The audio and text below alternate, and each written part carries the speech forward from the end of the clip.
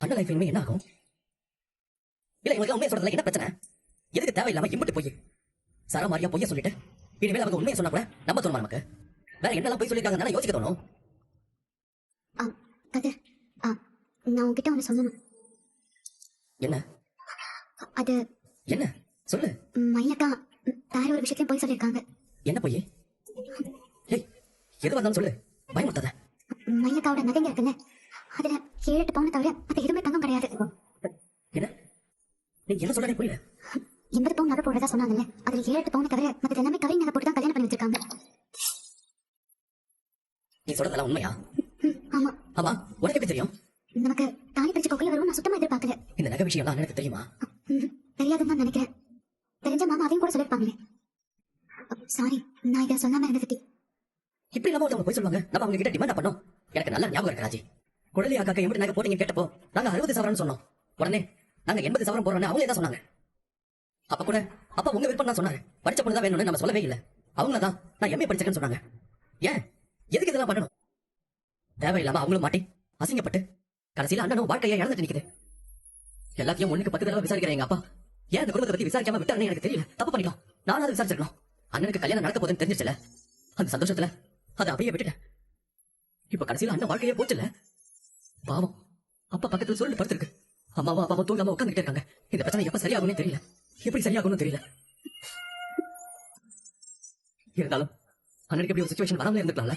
என்னெல்லாம் நடக்க போதுன்னே தெரியல. சரி, நீ கொஞ்ச நேரம் தூங்கு. இல்ல, இனிமே எனக்கு தூக்கம் வரும்னு தோணல.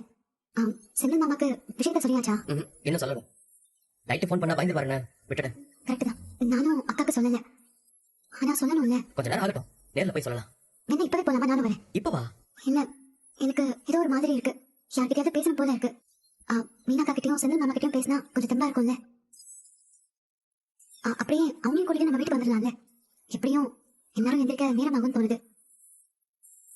சரி போலாம், நான் போய் ஃப்ரெஷ் ஆகிட்டு வரேன். அண்ணா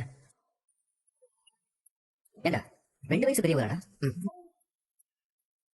எப்படிடா நம்ம அண்ணனை கல்யாணம் பண்ணிட்டு வந்திருக்காங்க, இப்ப நம்ம வீட்லயே வாழ்ந்திருக்காங்க. அவங்க வயசு கூட யாருக்குமே தெரியலன்னா எப்படிடா? அவங்க பேராவது தானா இல்ல வேற ஏதாவது பேர் இருக்கா?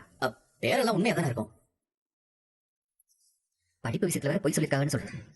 அவங்க பிரெக்னெண்டா இல்லன்னு அவங்களுக்கு தெரியுமா ராஜி? அப்படிதான் மாமா சொன்னாங்க. எப்படி நான் மறைக்க முடியும்? அது எப்படி அவங்க நினைச்சாங்க? எனக்கு அவங்க எல்லாம் கூட ஆத்திரமே வரல, என் கோவம் எல்லாமே அப்பா மேலதான்.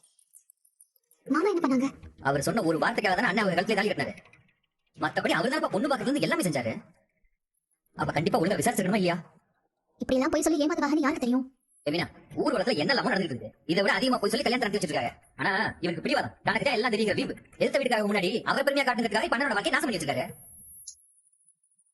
ஏங்க, எதுக்கு இப்ப கோவப்பட்டு இருக்கீங்க? கொஞ்சம் பொறுமையா பேசுங்க. அண்ணனோட வாழ்க்கை மீனா. புரியுதுங்க, எதுவா இருந்தாலும் பாத்துக்கலாம். ஆமா, வீட்டுல எல்லாம் எப்படி இருக்காங்க? எல்லாரும் ஒரு மாதிரி இடிஞ்சு போய் உட்காந்துருக்காங்க. 3-4 மணி வரைக்கும் யாருமே தூங்கல. இப்பதான் கொஞ்ச நேரத்துக்கு முன்னாடி தூங்குனாங்க. மயிலக்கா அவங்க எப்ப தூங்கினா உனக்கு என்ன? ஏம்மா, சரவணா எங்க? அண்ணன் உள்ள இருக்குமா?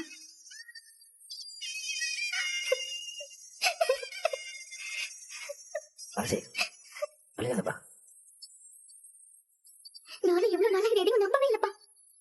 அண்ணன் இப்படி எல்லாம் அழுது நான் பார்த்ததே இல்ல. அண்ணன் பாவம்பா. இப்ப கொஞ்ச நேரத்துக்கு முன்னாடி பல்ல விளக்கும் போது கூட அண்ணன் அழுதுகிட்டே தான் இருந்துச்சு. ஏங்க, சரவண விஷயத்துல என்ன பண்ணாலும் இருக்கிய? கடைக்கு போறதுக்குள்ள அதை பத்தி பேசி முடிவு எடுத்துடலாம்.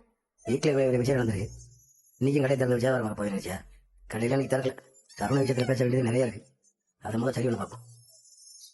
எனக்கு யோசிக்க அம்பிட்டு கோவம் வந்துங்க. என் கையாலே அப்படியே விட பொண்ணு போட்டுலாம் தோணுது. இப்படி ஒருத்தி இருப்பானாங்க? பாவம் சரவண, பச்சை பிள்ளைங்க அவன். வெளுத்ததெல்லாம் பாலுங்க